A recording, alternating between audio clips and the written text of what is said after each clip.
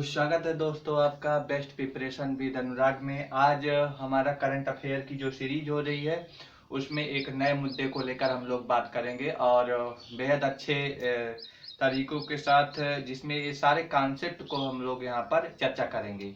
तो आइए देरी न करते हुए पहले हम अपने सब्जेक्ट को लिखते हैं।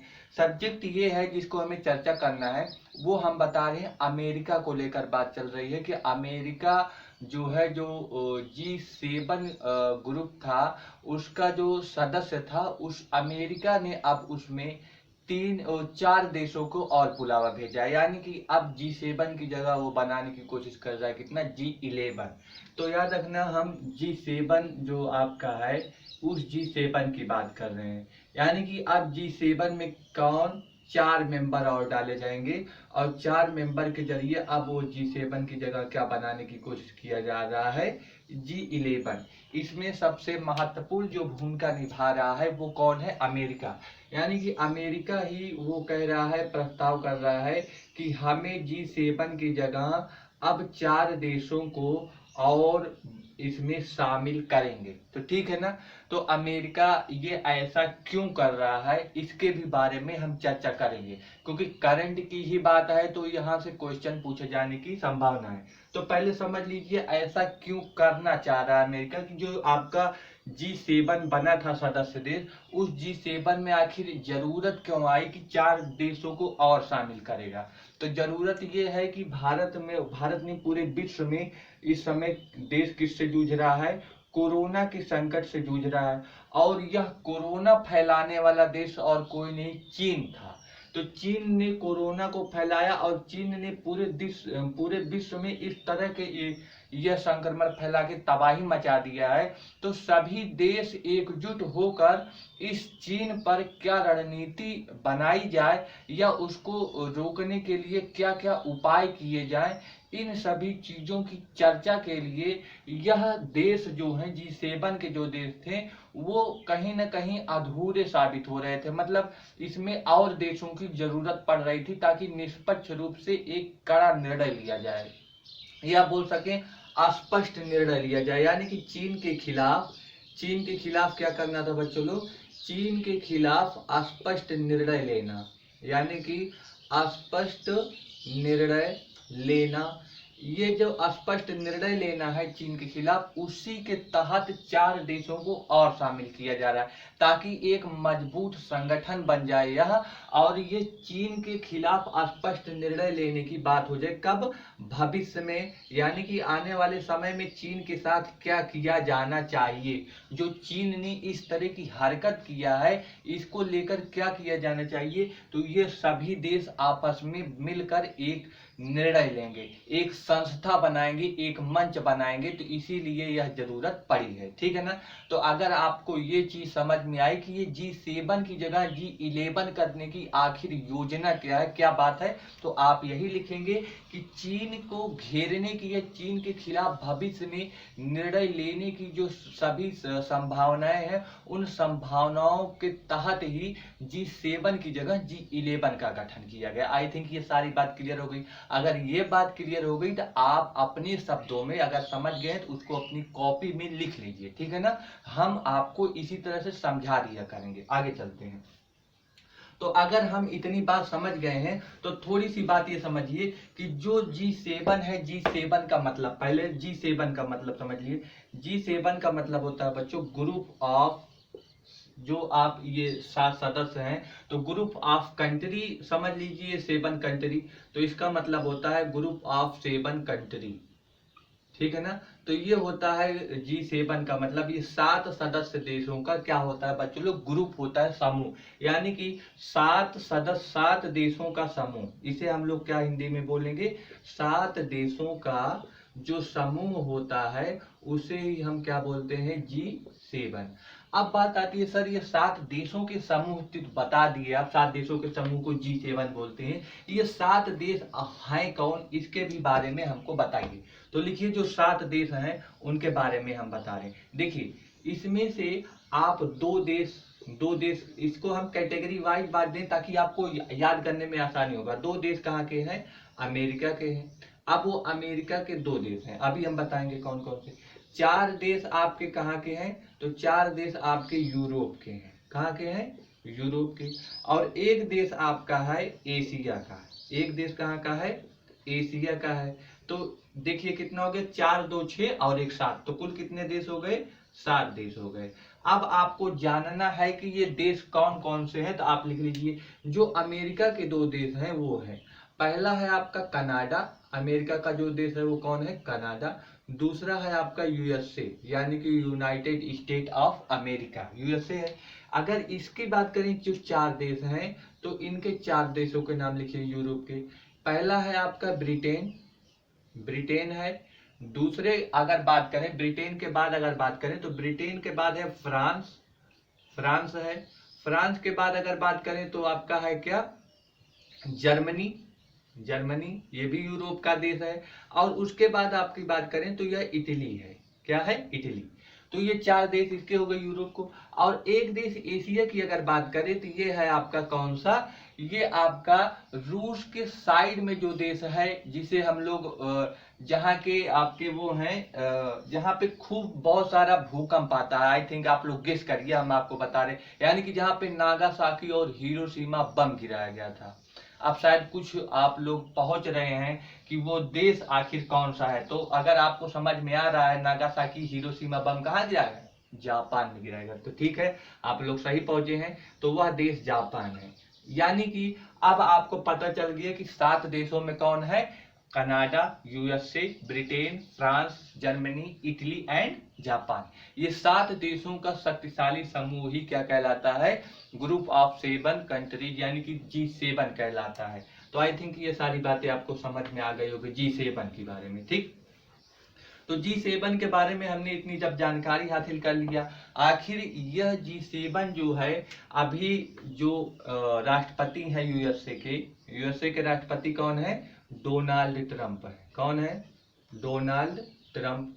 तो डोनाल्ड ट्रंप जी जो हैं, डोनाल्ड ट्रंप जो हैं, ये डोनाल्ड ट्रंप 2020 में G720 का आयोजन करने वाले हैं। यानी कि G7 जो देश है, इस देश का जो हर साल आयोजन होता है, इसका आयोजन अब की बार किसके ऊपर आया है, इसका आयोजन अब की बार आया है यूनाइटेड स्टेट ऑफ अमेरिका, यानी कि यूएसए करेगा। यानी कि आपसे एक क्वेश्चन ये भी पूछा जा सकता है कि 2020 का G7 कहां पर होगा, यानी कि जो G7 है इस 2020 में कहां पर होगा, तो 2020 में ये होना है कहां पर, अमेरिका में होना है। और अमेरिका के राष्ट्रपति है कौन, डोनाल्ड ट्रंप। तो यानी कि इसके आयोजन करता देश कौन सा है, यूएसए, यानी कि यूएसए इसकी मेजबानी इस साल करेगा 2020 में।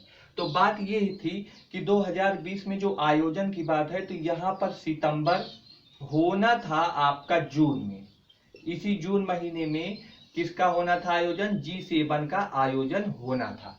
लेकिन इस G7 के आयोजन जून में जब सभी सदस्य देशों को बुलाया गया, जो 7 थे, वो सभी सदस्य देश आने से इनकार कर दिए। क्यों आने से इनकार कर दिए, क्योंकि कोरोना के मामले इतने बढ़ गए हैं कि कोई देश आने के लिए तैयार ही नहीं हो रहा है। बोल रहे हैं कि कोरोना जब खत्म हो जाएगा, समाप्ति के कगार पर आएगा, तब आएगा। तो अमेरिका के जो राष्ट्रपति हैं, इसको जून से स्थगित कर दिया, फिर इसको अब सितंबर में ला दिया है कि कब होना है, सितंबर में G7 का आयोजन अमेरिका करेगा।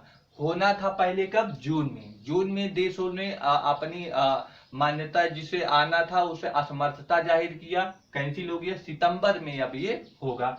तो सितंबर में ही जो डोनाल्ड ट्रंप हैं, जो G7 है, इस G7 में 4 सदस्य को और इनवाइट करेंगे। इनवाइट करने का मतलब ये है कि वहां पे मेजबानी की तरह नहीं बुला रहे, इस 4 सदस्य देशों से राय लेंगे कि आप हमारे इस G7 में शामिल होना चाहेंगे। तो यदि ये लोग समर्थता दिखाएंगे तो G7 से अब वो क्या बन जाएगा, G11, लेकिन अभी तक बना नहीं है। तो यह फैसला सितंबर में आएगा।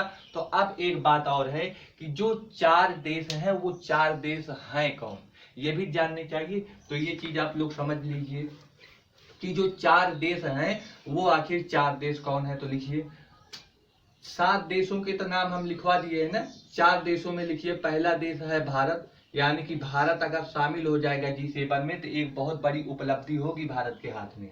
दूसरा है आपका ऑस्ट्रेलिया। ऑस्ट्रेलिया भी इसमें शामिल करने के लिए डोनाल्ड ट्रंप ने ऑस्ट्रेलिया को भी बोला है कि ऑस्ट्रेलिया को भी हम शामिल करेंगे। तीसरा देश जो है आपका रूस, रूस को भी शामिल करने के लिए बोला है। और अमेरिका का एक कोरियाई देश है, देखिए कोरिया दो हिस्सों में है, एक दक्षिण कोरिया एक उत्तरी कोरिया। तो जो आपका दक्षिण कोरिया वाला है, ये दक्षिण कोरिया यूएसए के पक्ष में रहता है, जबकि उत्तरी कोरिया चीन वाले पक्ष में रहता है। दो देश हैं, दोनों के दो खुए में बैठे हैं। उत्तर कोरिया चीन के वाले पक्ष में जाता है, जहां पर लोकतंत्र नहीं उत्तर कोरिया में। दक्षिण कोरिया में लोकतंत्र है तो अमेरिका के खेमे में है। तो दक्षिण कोरिया को भी इसमें शामिल करने के लिए अमेरिका ने प्रस्ताव किया है। तो यह 4 देश आपको क्लियर हो गए। जो 4 देश थे ये कौन है, और 7 देश हम आपको बता ही दिए हैं वो 7 देश कौन थे। तो आप लोग इस तरह से लिस्टिंग बना लेना कि इन देशों को भविष्य में शामिल करने की योजना चल रही है। यदि ये देश आपसी सहमति दे देते हैं कि हाँ हम शामिल होंगे, तो ये देश की एक बहुत बड़ी उपलब्धि होगी, ठीक है ना। तो ये आप लोग इतनी चीजें समझ गए। क्यों शामिल किया जा रहा है हमने इसको बता दिया है कि चीन जिस तरह से सभी विश्व में सभी लोगों को परेशान कर रहा है और अपनी कोरोना भी फैला दिया है जो पूरे विश्व में है, और आर्थिक गतिविधियों से इतना ज्यादा सबको प्रभावित किया है चीन ने, इतना ज्यादा। तो इन सभी निर्णयों को लेने के लिए कोई एक देश उसके खिलाफ कार्य नहीं कर सकता, इसीलिए सभी देशों को समूह में होकर ही कार्य करने का या निर्णय लेने का इसको एक संस्था बनाया जा रहा है, एक मंच बनाया जा रहा है। आई थिंक ये बात क्लियर हो गई होगी। तो G7 की अब कुछ कहानी समझ लेते हैं। कहानी, अगर कहानी से भी क्वेश्चन आ जाता है तो G7 की अगर कहानी समझें तो G7 जो हमने बता दिया है, तो शुरुआत में अगर बात करें तो शुरुआत में यह G7 नहीं था, शुरुआत में यह क्या था, G6 था। G6 देश था। उस G6 देशों में कौन कौन था तो लिख लीजिए नाम आपका। कनाडा था, कौन था, कनाडा। अमेरिका था, अमेरिका, देखिए कनाडा नहीं था G7 में, कनाडा G6 में कनाडा नहीं था, अमेरिका था। और यूरोप के चारों थे, यानी कि ब्रिटेन थे, जर्मनी था, फ्रांस था और आपका इटली था। ये हो गए। और आपका उधर जापान था, जापान। तो कितना देश हो गया, 1 2 3 4 5 और 6 देश हो गया।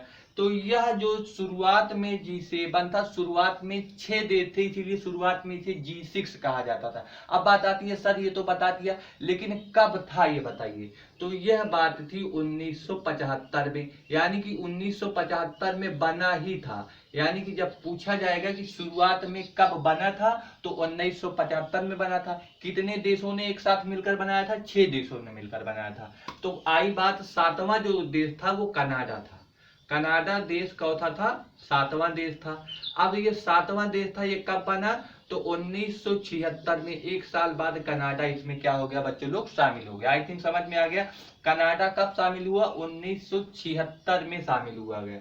अब बात यह है कि हमने बोला कि G8 देश थे, G8 यानी कि आगे चला, पहले G7 था, G7 से यह देश आगे क्या बना, G7 बना। कब बना, 1976 में।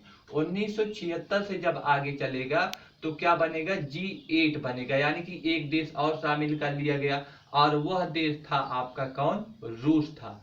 कब शामिल किया गया, 1998 में रूस को शामिल किया गया। यानी कि G8 कब बना, 1998 में बना, रूस को शामिल कर लिया गया। तो यानी कि 1998 में G6 को G8 कहा जाने लगा। आई थिंक ये सारी बात क्लियर हो गया। लेकिन एक मुद्दा आया 2014 में। क्या हुआ, 2014 में एक बात हुआ कि रूस से क्रीमिया से युद्ध छल गया।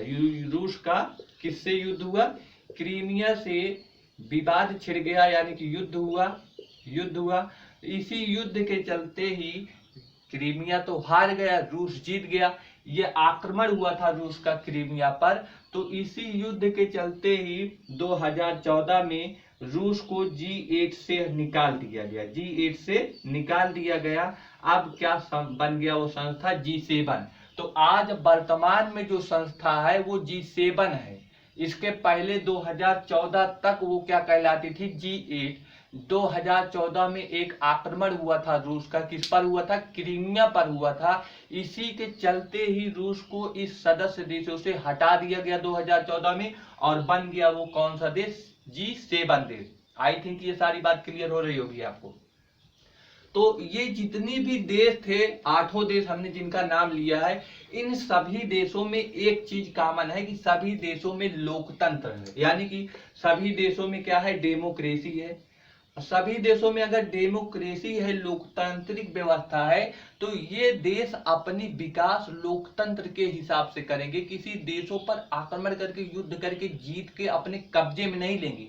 जिस तरह से चीन आजकल कर रहा है हरकतें, वो एक लोकतंत्र की हरकत नहीं है, लोकतंत्र वाले देश की हरकत नहीं है, ये तो एक तानाशाही देश की हरकत है। तो इसीलिए चीन को इस ग्रुप में नहीं शामिल किया गया। अगर कोई क्वेश्चन पूछना चाहे कि सर चीन इतनी विकसित अर्थव्यवस्था है, यानी कि उसे क्यों नहीं शामिल किया गया, तो चीन में तानाशाही है। और जो सदस्य देश इसमें शामिल है, ये सभी सदस्य देश कौन से हैं, डेमोक्रेसी अर्थात लोकतांत्रिक देश वाले हैं, इसीलिए चीन को नहीं शामिल किया गया। आई थिंक ये एक सबसे मजबूत पक्ष है ये शामिल नहीं होने का चीन का इसमें।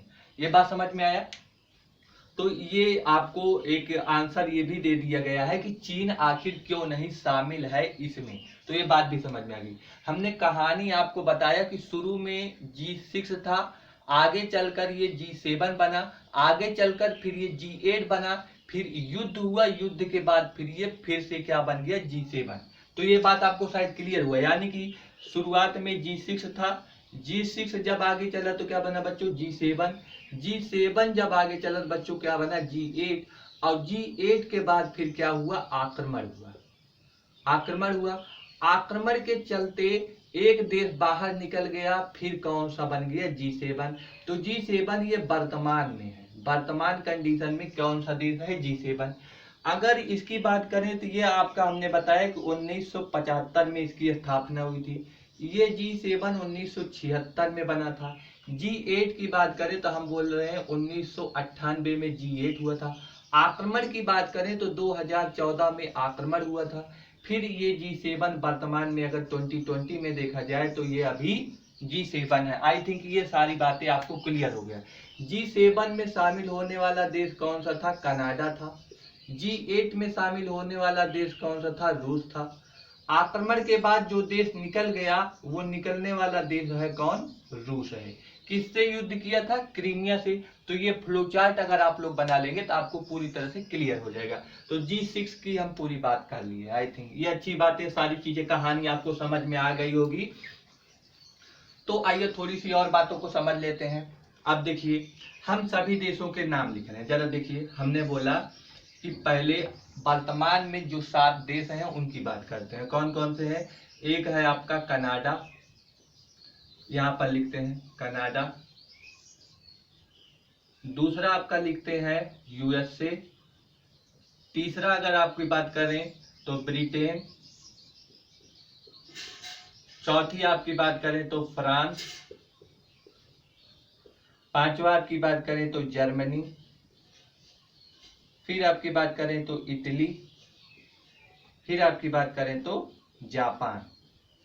आइए इसकी अगर सभी देशों के बारे में बात करें तो इन सभी की पहले राजधानी आपको पता होनी चाहिए। देखिए वर्तमान में यह मुद्दा आया है तो सभी देश G7 की है, तो आपको G7 की सभी राजधानियां याद होनी चाहिए।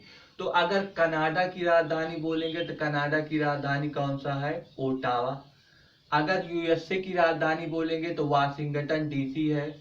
कौन सी है, वाशिंगटन DC है। ब्रिटेन की अगर बोले तो ब्रिटेन की राजधानी कौन सी है, लंदन है। फ्रांस की राजधानी अगर बोले तो पेरिस है। फ्रांस की राजधानी कौन सी है, पेरिस है। जर्मनी की बात करें अगर तो जर्मनी जो है, जर्मनी की राजधानी आपकी क्या है, बर्लिन। क्या है, बर्लिन है। तो ये हो गया। इटली की राजधानी की बात करें तो रोम है, और जापान की बात करें तो मॉस्को है। क्या है, मॉस्को। तो आपको सभी राजधानियां क्लियर हो गई। राजधानी के बाद यदि बात करें तो यहाँ के जो शक्तिशाली नेता हैं, इन नेताओं जो इसमें भाग लेते हैं, इन नेताओं के बारे में भी जानकारी होनी चाहिए। तो अगर कनाडा की बात करें तो कनाडा की बहुत इंपॉर्टेंट, जिस तरह से एक जस्टिन बीबर गायक है ना, तो उन्हीं के नाम पर ही याद रख लेना, जस्टिन ट्रूडो। क्या नाम है इनका? Justin Trudeau. जस्टिन ट्रूडो, ये हो गए कनाडा के। अगर हम यूएसए की बात करें तो डोनाल्ड ट्रंप हो गए। डोनाल्ड ट्रंप, इसको तो याद करने की जरूरत है ही नहीं, आप लोग जो कंपटीशन कर रहे हैं इनका तो याद ही होगा। ब्रिटेन की अगर बात करें तो मॉरिस जॉनसन है। कौन है? Morris Johnson. अगर आपकी फ्रांस की बात करें तो फ्रांस के हैं आपके इमैनुअल मैक्रोन। Emmanuel Macron. अगर आपकी जर्मनी की बात करें तो एंजेला मार्केल है। Angela Merkel. फिर आपकी इटली की अगर बात करें, देखिए इटली की अगर बात करेंगे तो इटली की एक बहुत इंपॉर्टेंट हस्ती है, यदि उनको आपको दिमाग में रखना है तो एक हम आपको अच्छी चीज बता रहे थे, उसी से आपको ये पूरी तरह से याद हो जाएगी। उनका नाम है आपका, जिसे इनका है जस्टिन ट्रूडो ना। तो भुट्टा आप लोग खाते हैं ना, भुट्टा, तो भुट्टा एक तरह से होता है, तो भुट्टा को छोड़ दीजिए। जैसे आप मोटोरोला का मोबाइल चलाते हैं तो मोटोरोला से ही दिमाग में रखे रहना मटरेला। क्या? मटरेला। तो ये दिमाग आपको याद करने के लिए हम बता रहे हैं कि किस तरह से इसको दिमाग में याद रखें। मोटोरोला का सेट होता है तो मटरेला, तो यहाँ पे लिख लीजिए मटरेला। यहाँ के मटरेला है, ठीक है ना। जापान की बात करेंगे तो शिंजो आबे है। कौन है? Shinzo Abe. Shinzo Abe. तो यहाँ के ये महत्वपूर्ण लोग हैं, ये आपकी राजधानी है, ये आपके महत्वपूर्ण लोग हैं जो शामिल होते हैं, ये आपके सातों देश हैं। आई थिंक ये सारी बात क्लियर हो गई होगी आपको, जो ये सारी चीजें हैं। तो ये G7 से संबंधित बातें हैं, आपसे पूछा जा सकता है ये सारी चीजें, तो इसको आप लोग नोट कर लेना। ठीक, अब आगे चलते हैं। वीडियो ज़्यादा बड़ा ना हो, इसीलिए हम सारी चीज़ों को बहुत जल्दी ही कवर करने की कोशिश कर दे रहे हैं। अगर G7 की बात करें तो कुछ इम्पोर्टेंट बात है कि G7 हमेशा साल भर में हर साल होता है, यानी कि वार्षिकी है, हर साल होता है। G7 क्या होता है? हर साल होता है, वार्षिकी है। वार्षिकी क्या है? बैठक है, यानी कि साल भर में इसकी बैठक एक बार जरूर होती है। यह 2 दिन की होती है, 2 दिन की है, 2 दिन की, इसीलिए इसे बोलते हैं 2 दिवसीय बैठक। कौन सी बैठक बोलते हैं? 2 दिवसीय बैठक है, यानी कि 2 दिन के लिए होता है। इसमें जो निर्णय लिए जाते हैं, जो जो चीजें बनती हैं इसमें आपस में मिलकर जो निर्णय लिए जाते हैं, वो निर्णय बाध्यकारी नहीं है। यानी कि जो निर्णय होगा जरूरी नहीं है कि वो निर्णय देश माने, तो बाध्यकारी नहीं है। क्या बाध्यकारी नहीं है? जो निर्णय लिए जाते हैं। आई थिंक ये बात समझ में आया। G7 कार्य क्या करता है? तो याद रखना कि जो जलवायु संकट चल रहा है, जलवायु संकट को लेकर बात चलता है, जलवायु संकट को लेकर, या फिर जो महामारी आई है, देख लीजिए कोरोना वाली महामारी, महामारी को लेकर भी, या फिर वैश्विक संकट हम बोल सकते हैं, कोई भी वैश्विक संकट आई है तो वैश्विक संकट को लेकर भी चर्चा करती है।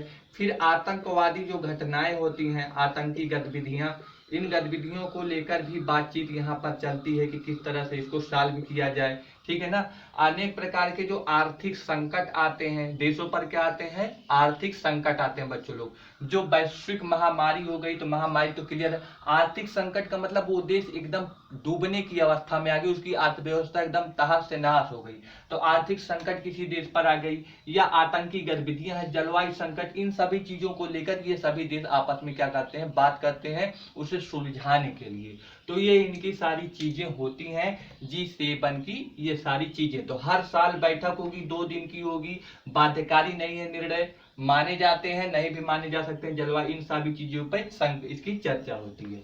अब बात कर लेते हैं कि ये जो हुई थी 2019 और 2020 की बात कर लेते हैं, 2019 और 2020 की। चूंकि करंट की बात कर रहे हैं तो 2019 में कहा हुआ था बच्चों लोग? फ्रांस में हुआ था।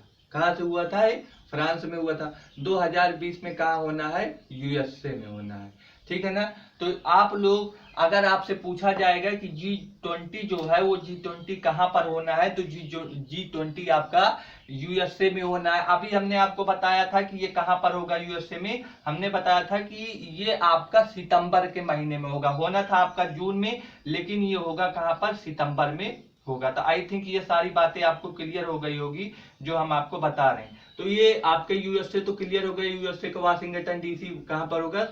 ये सितंबर के महीने में। फ्रांस की अगर बात करें तो फ्रांस में ये कब कब हुआ था? 2019, एक साल पहले।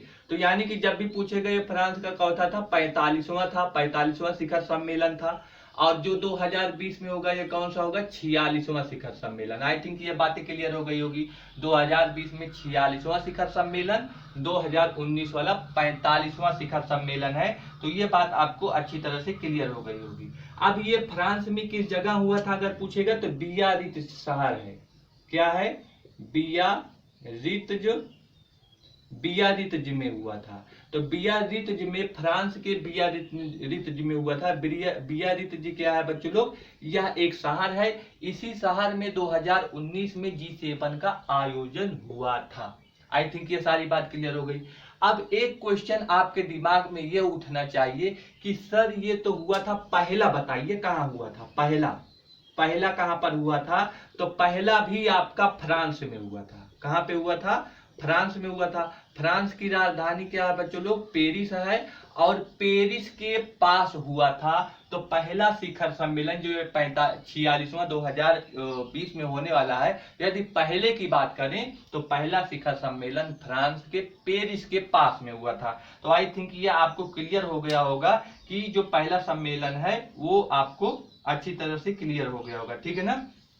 अब अगर ये पूछा जाएगा कि किस जगह फ्रांस में कहा हुआ था, तो एक जगह है आपका रैम्बीनीतेज। तो ये आप लोग लिख लेना कि रैम्बो आपका पिक्चर देखे होंगे, हॉलीवुड की पिक्चर है। तो रैम्बो से याद रख लेना, तो इसी तरह से आपको हो जाएगा। तो लिख लेना है तो लिख लीजिए रैम्बो नीलेट जो जगह है उसको आप लिख लीजिए।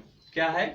रैम्बो नीलेट यह जगह है। यह जगह पेरिस के पास यह जगह पड़ता है। इसी जगह पर यह हुआ था आपका क्या? आपका जो पहला शिखर सम्मेलन है। आई थिंक ये सारे मुद्दों को लेकर जो हमने चर्चा किया है, यहां से आपका क्वेश्चन अगर आएगा तो आप लोग कर ले जाएंगे। देखिए पहला कहां हुआ था? 2019 का भी जो चला गया वो कहां हुआ? 2020 में जो अभी हुआ नहीं है, होने वाला है, वो कहां पे होगा? डोनाल्ड ट्रंप की आखिर उसमें क्या बातें हो रही है, 4 देशों को किस तरह से जोड़ने की बात हो रही, क्यों ये जोड़ा जा रहा है, और G6 से लेकर G7 बनने की पूरी कहानी, सभी देशों की राजधानियां, सभी देशों के महत्वपूर्ण नेता, सभी इंपॉर्टेंट एस्पेक्ट को मैंने यहीं पर ही चर्चा कर दिया है। तो इस छोटे से वीडियो में आपकी समस्त G7 की सारी जानकारियों को हमने डाल दिया है, ठीक है ना। तो यदि ये वीडियो देखेंगे तो आपका यहाँ से एक वैश्विक राजनीति की जो चीजें हैं वो भी आपको समझ में आने लगेगी। तो आप लोगों को वीडियो कैसा लगा आप लोग कमेंट जरूर करिएगा, और शेयर जरूर करें बच्चे लोग, क्योंकि शेयर करेंगे तो इसमें व्यू लोग बढ़े, व्यू ज्यादा बढ़ नहीं रहे, तो इसीलिए हम थोड़ा सा मोटिवेट होंगे। तो आप शेयर कमेंट जरूर करें और सब्सक्राइब जरूर कर लें। यदि पहली बार इस चैनल को देख रहे हैं तो पक्का सब्सक्राइब कर लें। ओके, मिलते हैं फिर एक अच्छे से वीडियो के साथ। तब तक आप लोग देखते रहिए best preparation with Anurag. Okay, bye bye.